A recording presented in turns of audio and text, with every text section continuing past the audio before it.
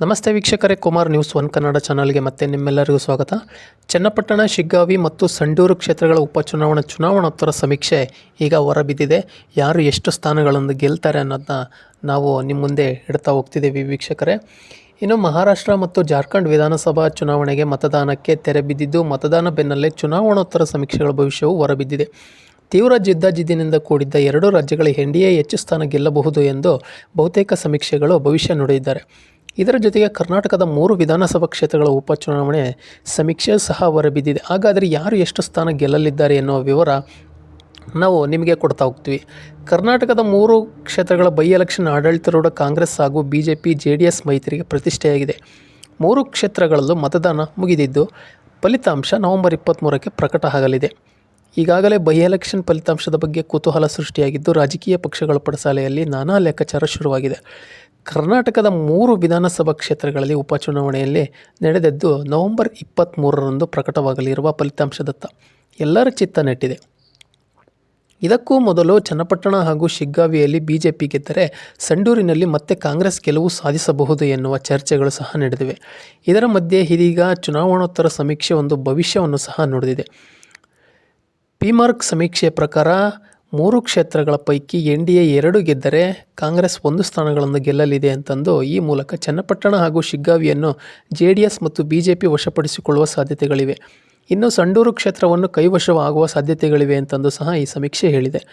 ಆಡಳಿತಾರೂಢ ಕಾಂಗ್ರೆಸ್ 3 ಸ್ಥಾನಗಳನ್ನು ಗೆಲ್ಲುವ ನಿರೀಕ್ಷೆಯಲ್ಲಿದ್ದರೆ, ಇತ್ತ BJP JDS ಮೈತ್ರಿ ಕೂಡ 3 ಕ್ಷೇತ್ರಗಳನ್ನು ಗೆದ್ದೇ ಗೆಲ್ತೀವಿ ಅಂತಂದು ಹೇಳುತ್ತಿವೆ.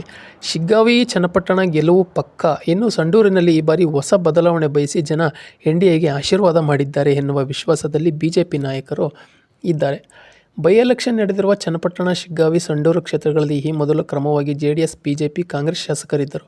ಅದೇ ರೀತಿ ಈಗ ನಡೆದಿರುವ ಉಪಚುನಾವಣೆಯಲ್ಲಿ 3 ಪಕ್ಷಗಳಿಗೆ ಒಂದೊಂದು ಸ್ಥಾನ ಸಾಧ್ಯತೆ ಬಗ್ಗೆ ಗುಪ್ತಚರ ವಿಭಾಗ ಅಂದಾಜಿಸಿದೆ ಎಂದು ತಿಳಿದು ಬಂದಿದೆ. ಶಿಗ್ಗಾವಿಯಲ್ಲಿ BJP, ಸಂಡೂರಿನಲ್ಲಿ ಕಾಂಗ್ರೆಸ್, ಚನ್ನಪಟ್ಟಣದಲ್ಲಿ JDS ಅಭ್ಯರ್ಥಿಗೆ ಮುನ್ನಡೆಯಾಗಿದೆ ಎನ್ನುವುದು ಸಹ ಗುಪ್ತಚರ ವಿಭಾಗದಲ್ಲಿ ನೀಡಿರುವ ವರದಿಯಲ್ಲಿ ಹೇಳುತ್ತಿವೆ. ಒಟ್ಟಿನಲ್ಲಿ ಈ ಬಾರಿ 3 ಕ್ಷೇತ್ರಗಳ ಉಪಚುನಾವಣೆಯಲ್ಲಿ ಭಾರೀ ಜಿದ್ದಾಜಿದ್ದಿನಿಂದ ನಡೆದಿದ್ದು, ಯಾರು ಗೆಲ್ಲಲಿದ್ದಾರೆ, ಯಾರು ಸೋಲಲಿದ್ದಾರೆ ಎನ್ನುವುದಕ್ಕೆ ನವೆಂಬರ್ 23ರಂದೇ ನಮಗೆ ಉತ್ತರ ಸಿಗಬೇಕಾಗಿದೆ ವೀಕ್ಷಕರೇ.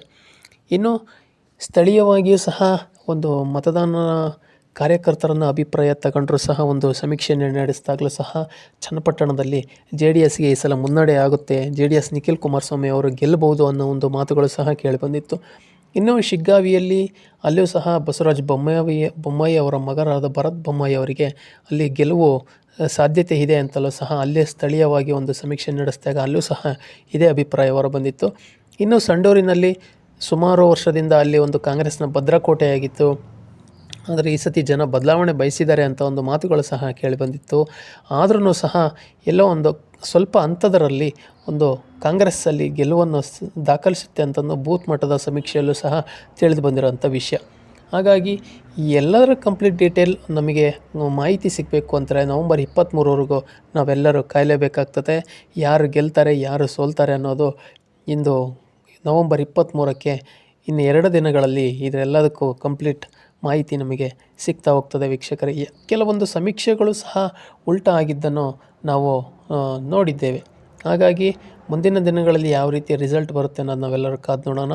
ನಮ್ಮ ಮಾಹಿತಿ ನಿಮಗೆ ಇಷ್ಟ ಆಗಿದ್ದರೆ ದಯವಿಟ್ಟು ನಮ್ಮ ಚಾನಲ್ನ ಸಬ್ಸ್ಕ್ರೈಬ್ ಮಾಡಿ ಮತ್ತು ಬೆಲ್ ಬಟನ್ ಮೇಲೆ ಕ್ಲಿಕ್ ಮಾಡಿ ಅಂತ ಹೇಳ್ತಾ, ನಮ್ಮ ಮಾಹಿತಿ ನಿಮಗೆ ಇಷ್ಟ ಆಗಿದ್ದರೆ ನಿಮ್ಮ ಅನಿಸಿಕೆ ಅಭಿಪ್ರಾಯಗಳನ್ನು 3 ಕ್ಷೇತ್ರಗಳಲ್ಲಿ ಯಾವ ಪಕ್ಷ ಗೆಲ್ಲುತ್ತೆ ಅನ್ನೋದನ್ನ ಕಮೆಂಟ್ ಮೂಲಕ ತಿಳಿಸಿ ಅಂತ ಹೇಳ್ತಾ, ಮತ್ತೆ ಮುಂದಿನ ವೀಡಿಯೋದಲ್ಲಿ ಸಿಗೋಣ. ಅಲ್ಲಿವರೆಗೂ ಧನ್ಯವಾದಗಳು.